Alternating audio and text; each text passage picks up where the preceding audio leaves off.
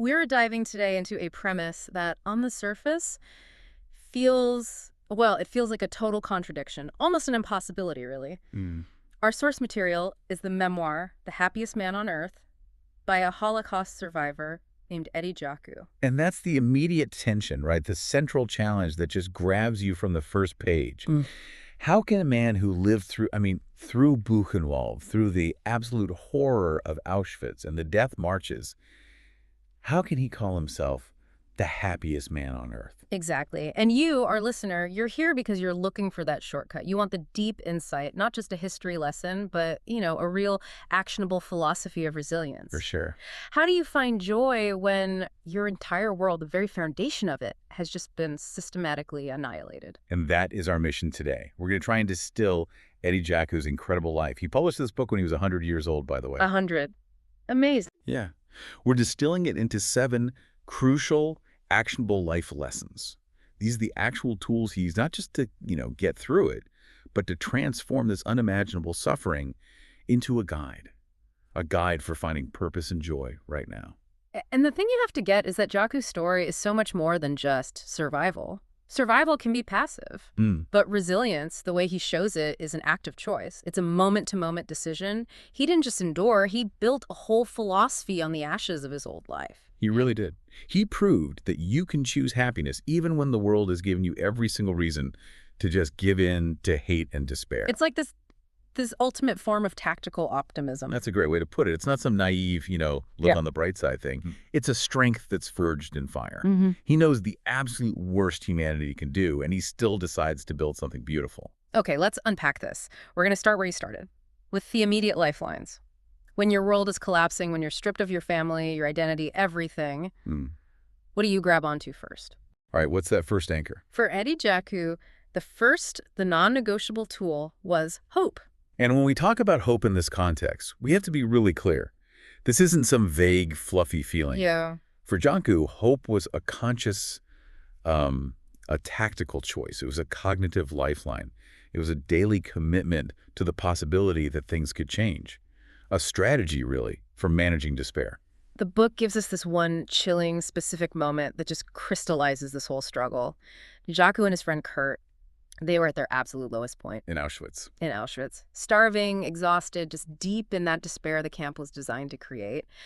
And it gets so bad that Kurt suggests the final act of surrender. He says they should go to the wire. Yeah. And that phrase, it's just this devastating shorthand for suicide, for walking into the electrified fences that surrounded the camps. It was tragically a common way out for people who just couldn't take one more day of that systematic dehumanization. But Jaku refused. Yeah. And it wasn't some big moralizing speech. He just clung to this simple, almost irrational hope that they might somehow survive to see another day. And I want to pause here because how? How do you make that active choice when every single piece of evidence around you points to your imminent death? That's the core of it. And the way he did it, it wasn't through big philosophical ideas. It was through these small, shared daily rituals. Micro acts of survival. Exactly. He and Kurt created these tiny little structures of their own to counter the total chaos of the camp. So tell us about those micro acts. What did they actually do? Okay, so first, the simple act of meeting every single morning. It sounds so small, but in a place where people were literally disappearing overnight. Just checking on each other was an act of commitment. It was a promise of continuity. And second, they shared their tiny rations of soap. Which is so symbolic. It's deeply symbolic. Yeah. Soap meant cleanliness. It meant dignity. It meant a defense against disease. It was a link back to their identity as human beings, all the things that Nazis were trying to strip away. Right. So sharing soap was sharing dignity. And then there's the detail that just gets you. The presence. Yes. In this world of absolute deprivation, they would hide these tiny, precious items. A scrap of cloth, a little bit of toothpaste, that piece of soap. Where do they hide them? Behind a loose brick in the wall of the toilet block. And just think about the psychological power of that. In a place where a guard could take anything from you in an instant, creating a secret hiding spot for a present. That's an act of control. It's planning for a future. Even if that future is just tomorrow. It was a secret investment in hope, totally shielded from the regime's power. Absolutely. When every system around you is designed for chaos and annihilation, creating a daily ritual meeting, Kurt, sharing the soap, hiding a tiny treasure, that becomes your structure for survival. It gives the day a purpose. It's not just about avoiding death. It's about living to get to that little treasure tomorrow. Which leads right to his core philosophy, and it's worth saying it out loud. Yeah. Where there is life, there is hope. And where there is hope, there is the strength to carry on. So the presence of life itself demands that you choose hope. And that choice is what generates the strength. You don't wait for the strength to feel hopeful. You choose hope, and the strength follows. That's the tactical inversion. That's what he mastered. So from that internal choice of hope, we move to the next theme, which is about external grace. Finding kindness everywhere, even among strangers. And this happened to him long before the camps, when he was first trying to escape as a refugee. Right, he was fleeing across France for months, walking, sleeping rough, always on the run. A state of constant high alert. But even then, in that desperation, the book emphasizes that compassion, it just shone through. The power here is in the contrast, isn't it? The world is consumed by this industrial-scale hatred, and yet Jaku finds these pockets of human connection. He's taken in by these local families who risk everything, their own lives, their freedom, to offer him a meal or a place to sleep. It's not just charity. It's profound moral courage. It's civil disobedience, born purely out of compassion. And there's one incident in the book that really stands out. It's the moment that sort of recalibrates his faith in humanity. Can you walk us through that? Yeah. He gets to this small village in the early hours of the morning. He's exhausted, starving. He takes a huge risk and knocks on a random door. A young girl answers. Her father comes out, sees Jaku's condition, hears his story. Now, just giving him a piece of bread would have been an incredible act of kindness and a huge risk. Of course. But this man goes further. He gives Jaku not just food, but proper shoes and clothing. And that detail, the proper shoes and clothing, that is just vital. It's the difference between a kind gesture and an act of salvation. Jaku's own shoes were probably just rags at that point. Proper footwear, warm clothes. Yeah. That's what physically allowed him to keep going. It was a direct investment in his survival. Exactly. And for Jaku, it was this profound renewal of his spirit. It was proof that goodness hadn't been completely wiped out, even when governments were dedicated to cruelty. So for us, for the listener, the lesson here is about being open to that. It's about maintaining faith in humanity, despite all the cynicism, the news cycles, the polarization. Right. It's about recognizing that goodness often exists in these quiet, unexpected places. And then, participating in that ripple effect yourself. A smile, holding a door. Yeah. These small things actively push back against despair. They build the community that sustained him. It's proactive kindness. And often, those acts are shared with one specific person, which brings us perfectly to theme 3. Cultivating one meaningful friendship that sustains you. And for Eddie Jaku, that person was Kurt Hirschfeld. They met in Buchenwald, and their bond was it was everything. It was a shared economy of resilience. They supported each other in every possible way, emotionally, just keeping each other's spirits up, and physically, which was often the difference between life and death. For sure. They were true partners. If one was sick or injured, the other would step up, find an extra scrap of bread, help him finish his forced labor, distract a guard. It wasn't just companionship. It was a practical life insurance policy in a system that was designed to isolate and divide everyone. And the proof of their bond is that it lasted beyond the camps. That's the real test of these relationships formed under pressure. Right. After the war, Jaku is in a refugee canteen in Brussels, and he finds Kurt alive. And he's just overjoyed. And they didn't just have a nice reunion and go their separate ways. They continued to be each other's foundation. Exactly. They got an apartment together, started new jobs, new families, all in Australia. They maintained that deep commitment to mutual support long after the immediate threat was gone. Jaku himself says it so clearly. He says, without Kurt, I wouldn't have made it half that far. We kept each other alive. The lesson is that this kind of profound friendship isn't a bonus. It's a necessity. So if we're trying to apply that to cultivate a Kurt in our own lives, what are we talking about? It's not about being in a concentration camp, but under the pressures of modern life. What are the components? I think first, it's vulnerability. Sharing your real fears, not just your highlight reel. Second, shared values. But most practically, it's about reliability and reciprocity. Reciprocity, that's key. It can't be a one-way street. Absolutely not. You have to be the person your friend can count on, but you also have to be willing to ask for help when you're the one struggling. It's a continuous mutual investment. Yes. It protects both of you from isolation and collapse. Jaku and Kurt knew that by supporting each other, they were ultimately supporting their own survival. So that sets the foundation. You've got hope, kindness from others, a core friendship. We've covered those external lifelines, but what happens when those are taken away? Mm-hmm. And here's where it gets, I think, really interesting. Because Jaku knew that real survival required internal resources, a mental toolkit, and a moral integrity that nobody could take from you. Exactly. Now we move to the internal pillars that let him not just physically survive, but carry his dignity and self-respect into the post-war world, which is, arguably the harder part. So theme 4 is about transforming your education into a lifeline. The idea that knowledge and skills aren't just for a career, they're adaptable tools for survival. And this is where Jaku's specific background was just so powerful. Before the war, he trained as a mechanical engineer in Germany, A precision engineer. a precision engineer. And this technical, practical expertise gave him a status that in the cold, transactional logic of the Nazi system gave him value. It's chilling to think about, but his education literally made him more valuable alive than dead to his captors. Yeah. His skills classified him as an economically indispensable Jew. We need to unpack that term. We do.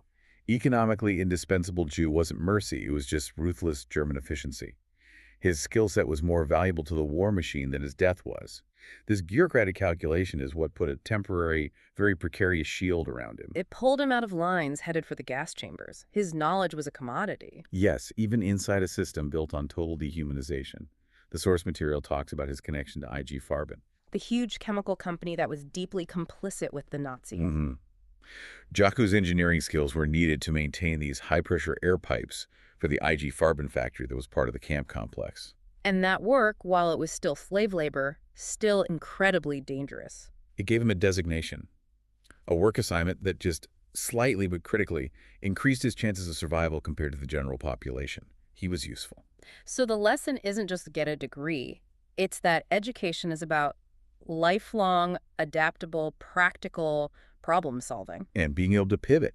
It reinforces the value of transferable skills, of staying curious, because you never ever know which piece of knowledge is going to become your shield. So that's the external utility of the mind. But what about the internal moral structure? That's theme 5, preserving your moral compass when everything else fails. And this might be the deepest ethical challenge he faced. When you were at the absolute bottom, starving, beaten, terrified, the temptation to compromise your principles just to survive one more hour must be immense. Maintaining your integrity in that environment. That's how you hold on to your dignity. It's the only thing the regime hasn't managed to take from you. Jaku saw immense cruelty, not just from the guards, but among the prisoners themselves. The system was designed to do that. To strip away shared humanity and turn it into animalistic survival. And yet he made a conscious decision not to go down that path.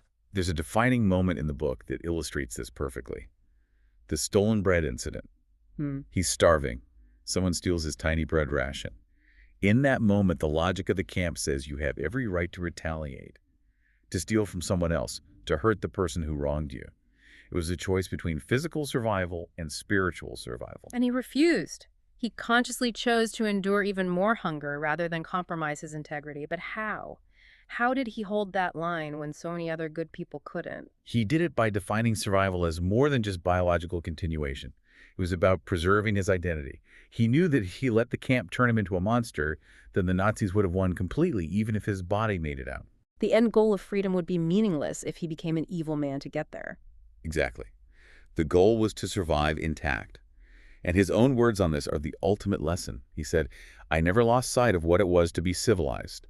I knew that there would be no point surviving if I had to become an evil man to do it. I never hurt another prisoner. I never stole another man's bread. And I did all I could to help my fellow man."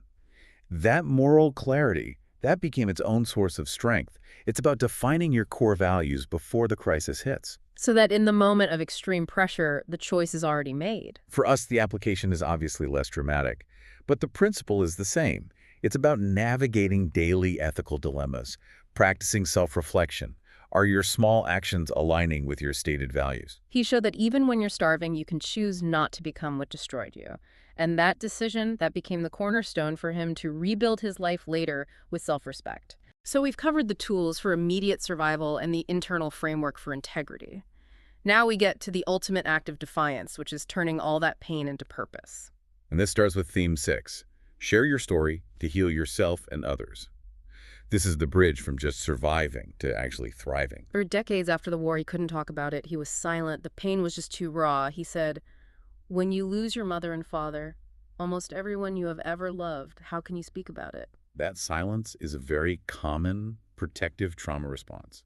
To speak is to relive. But over time, he started to feel that his survival created a moral obligation, A duty. a duty that was bigger than his own pain. He felt he had a duty to educate the world about the dangers of hate. He had lived through the worst possible outcome of it, and he felt compelled to warn people. And not just to warn them, but to teach them the tools of hope that he had learned. And his move from silence to advocacy was gradual. The first step was tiny, a small speaking engagement at a local Catholic church. And from that small step, this massive ripple effect. He ends up speaking at TEDx, at countless schools. He dedicates years to the Sydney Jewish Museum. He turned his personal testimony into this global force for good. And he always focused on the positive lessons, hope, kindness, growth, not just on the horror. That's the power of storytelling. It turns raw pain into purpose. It heals the teller, and it teaches the audience.